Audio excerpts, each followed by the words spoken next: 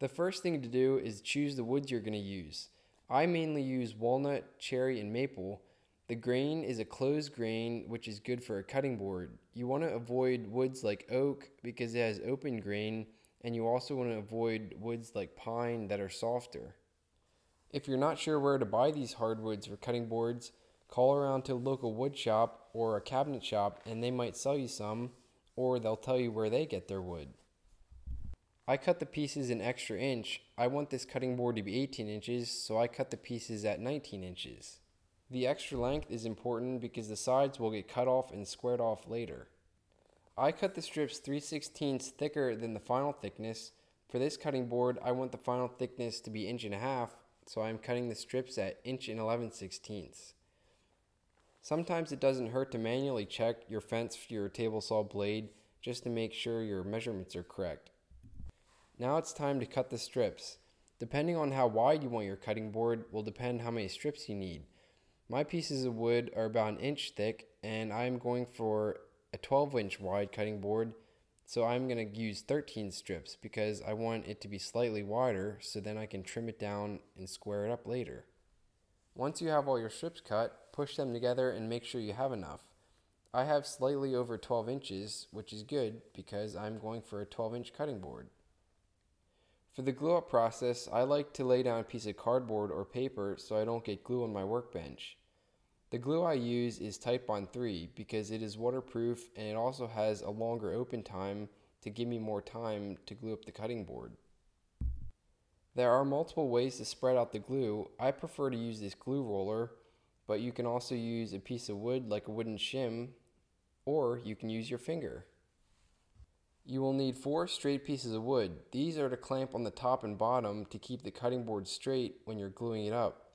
I like to have these slightly longer than the width of the cutting board so the clamps can go on the edges. I believe it's easier to put these pieces of wood on blocks so it's easier to clamp. It's a good idea to put painter's tape on these pieces of wood. This will help them come off your cutting board easier so the glue doesn't stick to them as much. I take 2 strips of my cutting board so I can line up the straight pieces of wood so I know that they'll be on the edges. The other 2 straight pieces of wood will go on top of these, and the clamps will go on the bottom piece and the top piece. The neat thing about making your own cutting board is if you use multiple different types of wood, you can organize them however you want. Here I am just doing every other board, walnut, maple, cherry, walnut, maple, cherry, just to make a neat design. I usually take one of the strips and make one side a line. This helps for an easier square up when you're gluing it. I set all my strips up on top exactly where they're going to get glued up, and I start laying them flat. Now they won't all fit up on top, so some of them I lay out in front and then the rest I lay up on the top. I don't lay down the first piece because the glue on this one will go against the glue on the first one. It does take practice and experience to know how much glue to use. I try to use just enough so it gets some squeeze out, but not too much that a lot of glue is wasted. Like I said before, I prefer to use a glue roller, but you can also use a wooden shim or you can use your finger. You can glue one piece at a time, but I found out it's more efficient to put glue on multiple pieces and spread it out, and then I can just put the pieces against each other really quick. I try to line up one side all the same so then it's easier to square up when I have all the pieces together. If you notice, after each piece, I squeeze them together a little bit just to get them to stick. It's a good idea to put a square on them just to make sure they're somewhat in line. This doesn't need to be perfect because this will get trimmed off later. Once all the pieces are glued, put the other boards on top and then put your clamps on lightly. Don't tighten them too tightly yet because I like to get all my clamps on and then go around and tighten everything at once.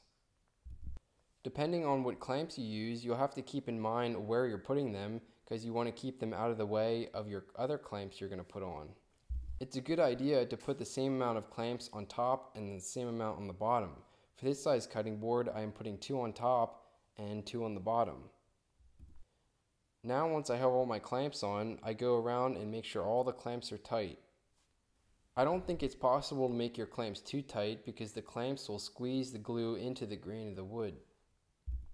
I prefer to scrape off the extra glue when it's still wet. I just think it's easier to do it when it's wet instead of waiting till it dries. I generally leave the clamps on overnight, but I would say at least 3 to 4 hours is good before you remove the clamps. Once the glue is cured, take off your clamps. And with the painter's tape I put on these pieces of wood, they came off very easily. I use an old chisel to scrape off any extra glue. If you have a planer or have access to a planer, this is the easiest way to flatten it. But if you don't have a planer, this is called a flattening bit, and you use a router to flatten this, and I will show you how to make a jig. This is what the jig will look like. It will have a sled that slides back and forth on rails, and the router will go inside the sled and flatten the cutting board. I'm going to make the rails about 1/4 inch bigger than the cutting board, so for this instance I'm going to make the rails at 2 inches. I suggest making your rails about 1 foot longer than your cutting board so you get 6 inches on either side. There are multiple ways how to make this flattening jig, so if you want to do it slightly different or have a better way to do it, that's up to you. I am using my workbench as my base and clamping my rails to it. You will need space between your cutting board and your rails, so I cut these blocks at 3 inches. To keep the back rail secure, I put this board on and drilled some holes and put some screws in it. Make your sled at least 1.5 inches bigger than your rails. This is because a guide piece will be put on the bottom, and I am using 3/4 inch plywood, so 3/4 inch on both sides will equal 1.5 inches. I am going to be making 2 L's out of plywood, and I take the 3/4 inch plywood and measure it to the opening of my router, and for my router it's 2 inches, so I will need 2 pieces of plywood at 2 inches for the bottom part of the sled. Once you have all your strips cut, I take the 2 side pieces and put them on and trace them so I know where to drill my holes. Then I will drill holes in the center of the line and the edge of the board. I put both boards on top of each other to drill them at the same time. I always try to think of things to do efficiently and save time. I'm clamping them on the edge of my table. This is so the drill bit won't go through my table. I think it's easier to clamp the pieces together to put the screws in. You can glue this, but I don't really think it's necessary. Once you have your slides done, you need to measure your router base. My router base is 4 inches, so I'm going to cut these little blocks at 4 1/8 inch to give it a little bit of play. You don't want your slides to be tight on your base so it slides easier. I put a clamp on it to hold it in place, and then I put some screws in. You don't want your sled to slide off the rails like this, so it's a good idea to flip it over and put stopper blocks on. I am simply just using some trim screws. And here I am doing the other side, pre-drilling some holes and putting the screws in.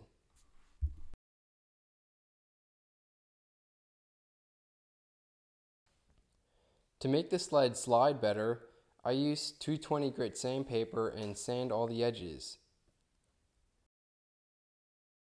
And it really helps to put wax on everything to make everything slide nice. Now the wax I am using I think is discontinued, but you can find paste wax at Lowe's or Home Depot. If your cutting board has a little bit of a rock to it and it's not sitting flat on the table, just simply add shims to the sides that are rocking back and forth. You want the same distance from your router bit to your cutting board on all 4 corners as close as possible. This is to prevent having to take too much off your cutting board. So I take it to each corner and to check each corner. So if a corner is lower, just shim that corner up a little bit.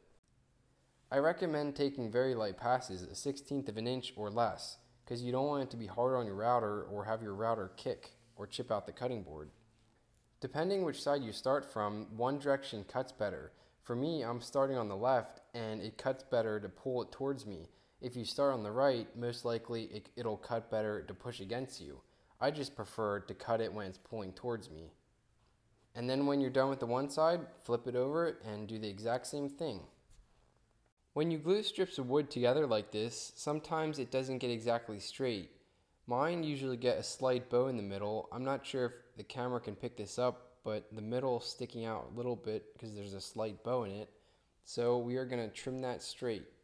I push the square back a little bit so there's more to cut off. If you try to cut off just a little bit, sometimes it'll deflect your blade away from the cutting board. Mark a line exactly where you want to cut it. And I'm going to use a circular saw with a straight edge, and the circular saw is going to ride against the straight edge to cut this cutting board. Measure from the side of your circular saw to your blade and mine is 5 inches. So now I am marking 5 inches for my line on the front and the back. This is where I'm going to put my straight edge. I think it's easier to prop the cutting board up on blocks. This way the clamps can clamp on the straight edge and the cutting board will rest on the blocks and it has room for the clamps. Now make the cut with your circular saw. It is a good idea to clamp the cutting board down. As you see here, mine slightly moves because I'm trying to cut it and hold it with the other hand at once. You can do the other side the exact same way, measure across the width you want your cutting board, or you can use a table saw. I prefer to use a table saw because it's quicker. Now that we have a straight edge, we can make a mark to trim off the side. This I'm doing the exact same way as I did the first time, making marks and then putting my straight edge on and cutting it with my circular saw.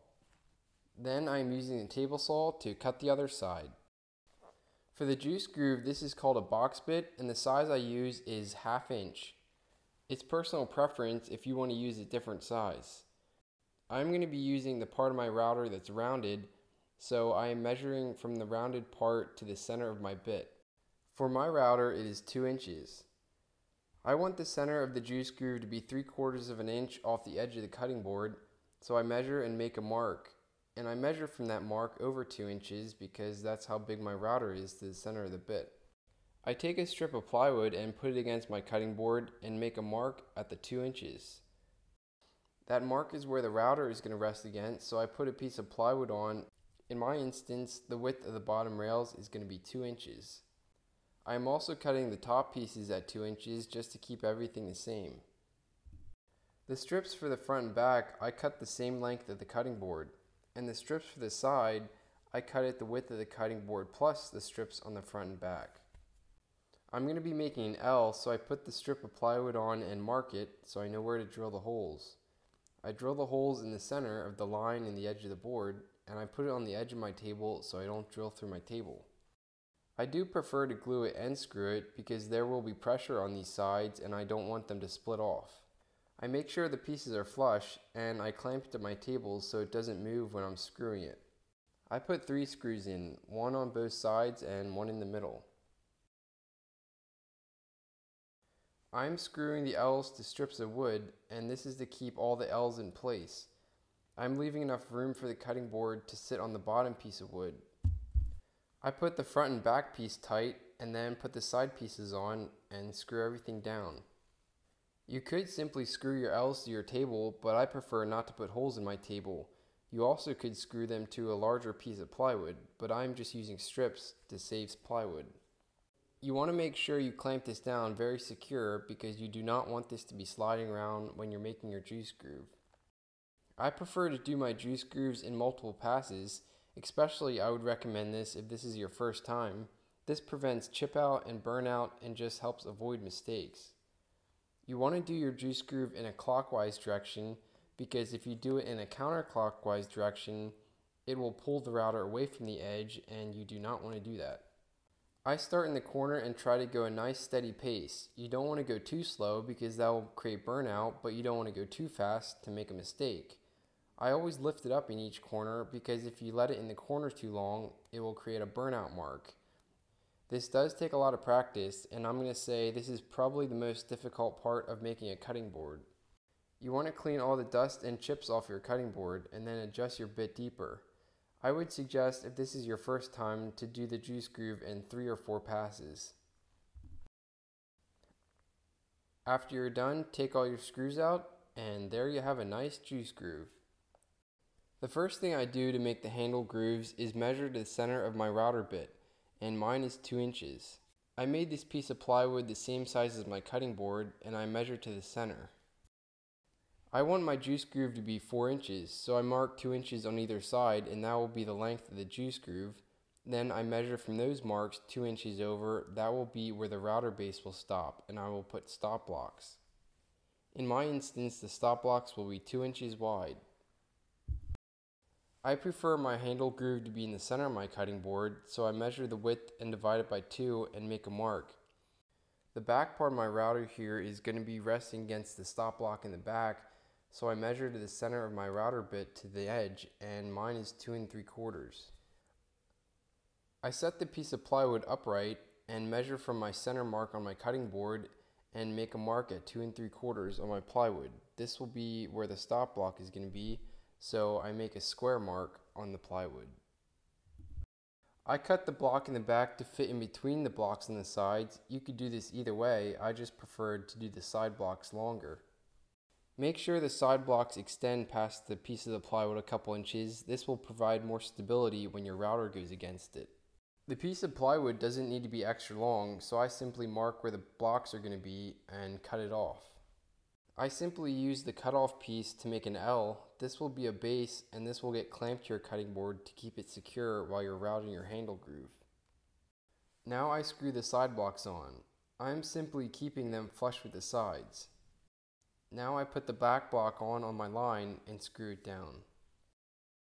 I put the cutting board on the edge of the table and put my jig on top and flush up the sides and clamp it secure. I suggest doing a very light pass, especially if this is your first time. I make a couple quick plunge cuts and then do the groove. This helps prevent burnout because if you just start and then do the groove, sometimes it burns out. And this takes a lot of practice because sometimes I even still get burnt out. If you don't hold the router up completely tight against the block, sometimes the groove gets a little bit off like this part here. To help prevent this, it helps to sand the area and also wax it so the router goes smoother. The other side went a lot better because I sanded it and waxed it and it went a lot smoother. See how nice this one turned out? Now to make the cutting board nice and smooth. I start with 80 grit sandpaper on my orbital sander, and as you can see here there's marks left from the router, so I continue to sand with the 80 grit sandpaper until all those marks are gone. With an orbital sander you can sand any direction you like. I generally go around the edges and then just do circles in the center. Sometimes you have to be careful around the juice groove or your sander will catch, so that's generally why I go around the edge first. Then I sand the sides, going back and forth and sometimes in a circular motion till all the saw marks are gone. After you have it completely sanded with 80 grit, now it's time to put the edge on. I prefer a chamfer bit, but you can also use a roundover bit like this. It's personal preference. I do the corners first. I found it's easier for me to hold the cutting board with one hand on edge and then do the corners, but if you feel safer setting it down flat on the edge of your table, you can also do it that way. So the way the router spins, it's actually safer to go counterclockwise. I prefer to go clockwise because I found out it chips out less. If you go clockwise like I'm doing, just make sure you have a good hold of the router. Also with each pass, I go back up just to make sure it cleans out any places it missed. After routing the edges, I sand everything with 120 grit sandpaper. I use this sanding block and I sand my chamfers all the way around. To sand the juice grooves, I made this block, but if you don't want to make a block, you can just use your fingers.